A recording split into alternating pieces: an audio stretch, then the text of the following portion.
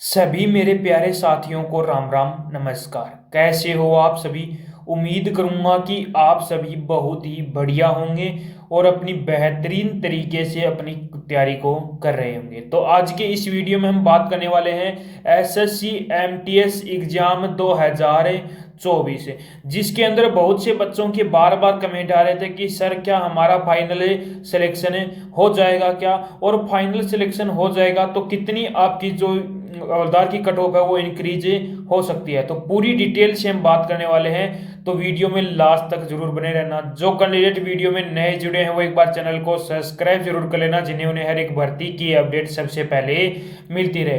तो सबसे पहले मैं बात कर लेता हूं कि हवलदार की जो वैकेंसी है वो टोटल कितनी है। तो हवलदार की जो टोटल वैकेंसी है वो 3,439 इसके अंदर आपकी हवलदार की वैकेंसी है। अब इसमें 3,439 वैकेंसी हैं, तो इसके लिए पीईटी और पीएचडी के लिए कितने बच्चों को बुलाया गया था? 27,000 बच्चों को पीईटी और पीएचडी के लिए वहां पर बुलाया गया था। अब बच्चे बोल रहे हैं कि सर क्या इन 27,000 में हमारा सिलेक्शन होगा?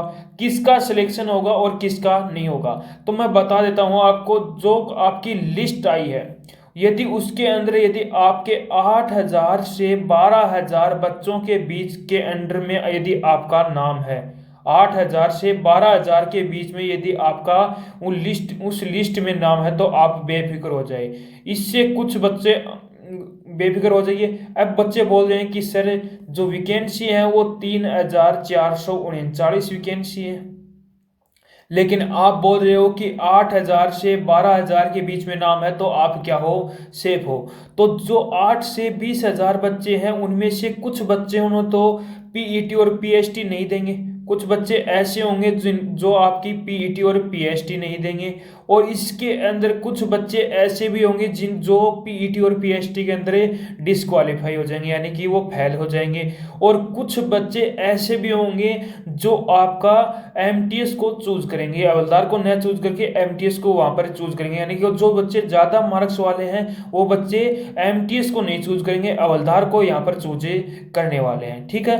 अब दूसरी बात यह है कि क्या सर एमटीएस को क्यों चूज करेंगे? क्योंकि बच्चे जो हाईएस्ट जिनके सबसे ज्यादा मार्क्स होंगे वो बच्चे क्या करेंगे? हवलदार के अंदर जिस कैंडिडेट के सबसे ज्यादा मार्क्स हैं वो एमटीएस ही चूज करेगा। क्यों करेगा? क्योंकि एमटीएस के में आगे और तैयारी करने के लिए मौका मिलता है, क्योंकि टाइम उसके अंदर आपको मिलता है, लेकिन हवलदार के अंदर इतना टाइम नहीं मिल पाता है, इसलिए बच्चे ज्यादा करके एमटीएस को ही चूज करने वाले हैं। तो जो कैंडिडेट 8 से 12,000 के बीच में हैं तो वो कैंडिडेट सेफ हैं, उनके पूरे पूरे चांस हैं कि उनका सिलेक्शन हो जाएगा।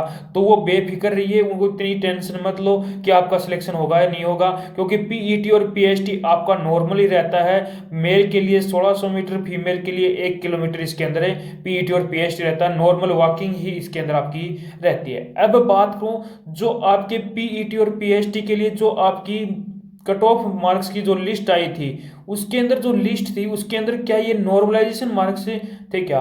तो सबसे पहले मैं बात करूं चंडीगढ़ की, तो चंडीगढ़ के अंदर जो आपकी ईडब्ल्यूएस की कट ऑफ थी वो कितनी थी? 126 थी। कितनी थी? 126। चंडीगढ़ की एससी की 121 कट ऑफ थी। बात करूं जनरल की, तो जनरल की आपकी 131 इसके अंदर आपकी कट ऑफ थी, यानी कि 150 में से बच्चों ने 131 122 नंबर थोड़े ले आए, नहीं आए। तो ये जो आपके 131 हैं, 121 हैं, 126 मार्क्स हैं, ये आपके नॉर्मलाइजेशन मार्क्स मिलाकर ही आपके मार्क्स से बने हैं, क्योंकि दिल्ली जो चंडीगढ़ है उसके अंदर आपकी जो कट ऑफ रही है वो कितनी है? 131 इसके अंदर आपकी कट ऑफ रही है। बात करूं दिल्ली की, तो दिल्ली के अंदर भी आपकी अच्छी खासी ही कट ऑफ रही है। दिल्ली की बात करूं ईडब्ल्यूएस की तो 136, एससी की 133, एसटी की 128, ओबीसी की 137 रही है। ईडब्ल्यूएस की कितनी है? जो जनरल की है वो कितनी है? 141, यानी कि 150 में से 141 आपकी जनरल की जो कट ऑफ है रह रही है 150 में से। तो ऐसे मान के चलो क्या 150 में से 141 मार्क्स थोड़ी आ गए, तो ये मार्क्स हैं, ये क्या है? आपके नॉर्मलाइजेशन मार्क्स हैं। तो नॉर्मलाइजेशन मार्क्स मिला के ही आपकी ये कट ऑफ रही है। अब जयपुर की बात करूं तो जयपुर के अंदर आपकी 128 रही है, 128 जनरल की कट ऑफ है। तो ऐसे मान के चलो जनरल की 128 है, तो इसके अंदर भी आपका क्या है? नॉर्मलाइजेशन मार्क्स से शामिल है।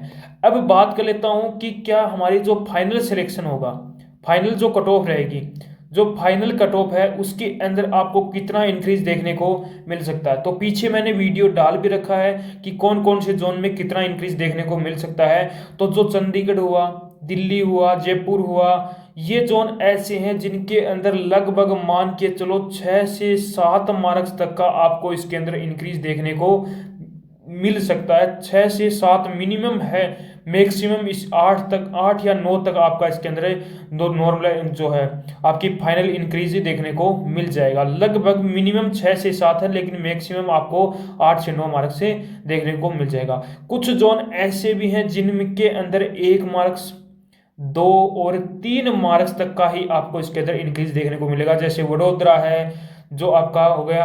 इनके अंदर लगभग आपको एक या पॉइंटों में ही, कुछ जोन तो 7 से 8 जोन ऐसे भी हैं, पीछे वीडियो में मैंने बता रखा है, जोन ऐसे हैं जिनके अंदर पॉइंटों में ही आपको कट ऑफ देखने को मिल रही है। तो जिस कैंडिडेट के पीईटी और पीएचडी में जितने मार्क्स थे, जिनके लिए जितने मार्क्स पर बुलाया गया था, उससे यदि एक या मिनिमम मान के चलो 3 या 4 मार्क्स से ज़्यादा है तो वो कैंडिडेट बेफिक्र हो जाओ, क्योंकि उनका पूरे पूरे चांस हैं कि उनका सिलेक्शन हो जाएगा। तो उम्मीद करूंगा कि आपको हमारा ये वीडियो पसंद आया होगा। तो यदि अब आप मुझे कमेंट करके जरूर बताना कि आपके कितने मार्क्स बन रहे हैं और आप कौन से जोन से आपने फॉर्म में अप्लाई किया है, तो उसका मैं आपको जल्द से जल्द रिप्लाई करूंगा।